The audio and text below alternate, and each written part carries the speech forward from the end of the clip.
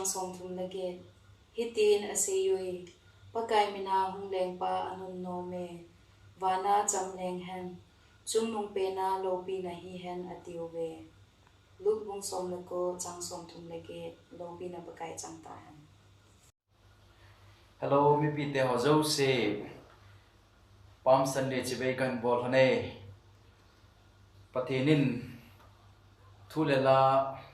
boina tam ta omjong le angai lut na ki khan lawa ium na chewa taw na ki gel do tor hana tu kum sani le som ni Palm Sunday mangthei ki denga pathenin ium na chewa dam se lai koina lai jewin pathen chu thangwa na ipi masa pe no vina he dunia hi keile kaloi nun jong mi pi te to pathen wa choi la kha sa khom kanom hanin hi chu hobung la number sage rejoice in the Lord kiti kipah thanom lungthing sel mi theng te zo se pathen chu gi ngun ta sanun ti la hi yo zo se yum na chewa ave zo se ana sa khom te